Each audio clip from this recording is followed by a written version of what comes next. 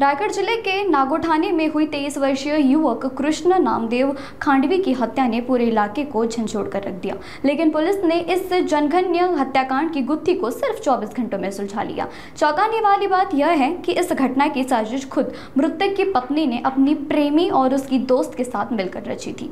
जानकारी के मुताबिक 19 वर्षीय दीपाली अशोक निरगुड़े ने अपने प्रेमी रमेश सदू महाकाल और उनकी दोस्त सुप्रिया चौधरी के साथ मिलकर कृष्ण की हत्या की योजना बनाई। राजेश ने शुरुआती में सोशल मीडिया से हुई इंस्टाग्राम पर वारगुड़े नामक से एक फर्जी अकाउंट बनाकर कृष्ण को प्रेम जाल में फंसाया।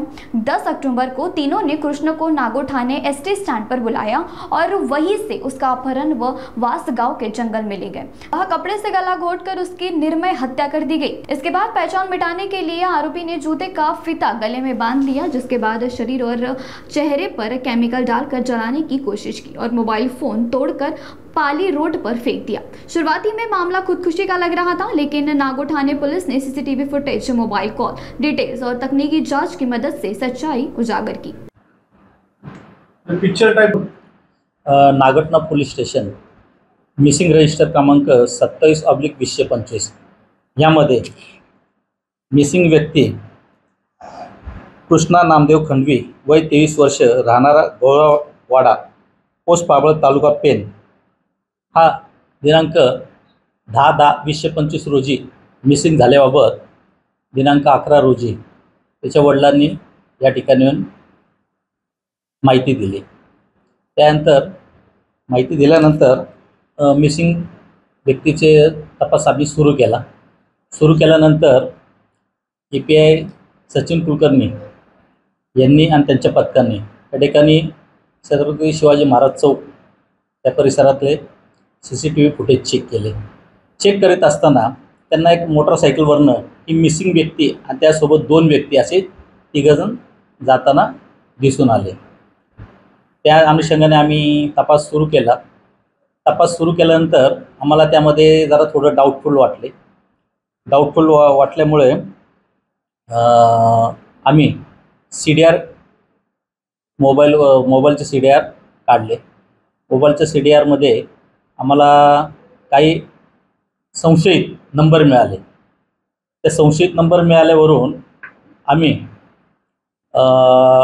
माननीय SP मॅडम श्रीमती अंचल दलाल मॅडम, माननीय ॲडिशनल SP श्री अभिजित शिवतरे साहेब यांच्या आणि माझ्या मार्गदर्शनाखाली API सचिन कुलकर्णी यांनी टीम बनवून पथक हे नाशिक या ठिकाणी रवाना केलं। आम्ही जे टेक्निकल ॲनालिसिस केलं त्या टेक्निकल ॲनालिसिसवरनं आम्हाला यातील संशयित आरोपी हे नाशिक या ठिकाणी असल्याची माहिती मिळाली। त्या अनुषंगाने आम्ही त्या ठिकाणी पथक रवाना केलं।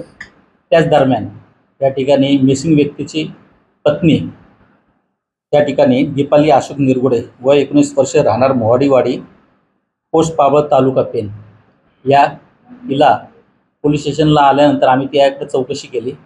चौकशीमध्ये आम्हाला असं निष्पन्न झालं की हिचे त्यातील आरोपी क्रमांक 2 उमेश सदू महाकाळ वय वर्ष 21 राहणार बारीमाळा पोस्ट ओझरखेड तालुका त्र्यंबकेश्वर जिल्हा नाशिक याच्याबरोबर गेल्या 2 वर्षापासून प्रेमसंबंध होते आणि हे प्रेमसंबंध इतके पुढे गेले होते की तिला जो मयत आत्ता व्यक्ती आहे त्याच्याबरोबर राहायचं नव्हतं। तर काय करायचं, तर त्यांच्यामध्ये कट कारस्थान रचलं की त्याला मारून टाकायचं। त्या अनुषंगाने मग त्यांनी तो प्लॅन केला। प्लॅनमध्ये त्यांनी एक इंस्टाग्राम अकाउंट ओपन केलं।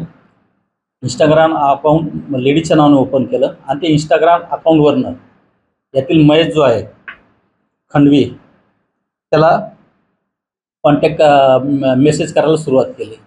त्यानंतर त्याची खात्री व्हावी म्हणून आरोपी जो आहे उमेश सदू महाकाळ यांनी त्याची जे साथीदार आहे सुप्रिया प्रकाश चौधरी हिला मोबाईलवरून चॅटिंग किंवा व्हॉट्सअप कॉल करायला सुरुवात केली आणि ह्या अनुषंगाने त्यांची ओळख वाढत गेली आणि त्याला आता कसा त्याचा काटा काढायचा म्हणून 10 तारखेला त्याला त्या मुलीने सांगितलं की मी नागोठणे एसटी स्टँडवर येते, तुम्हाला त्या ठिकाणी भेट, माझ्याबरोबर माझा भाऊ येईल।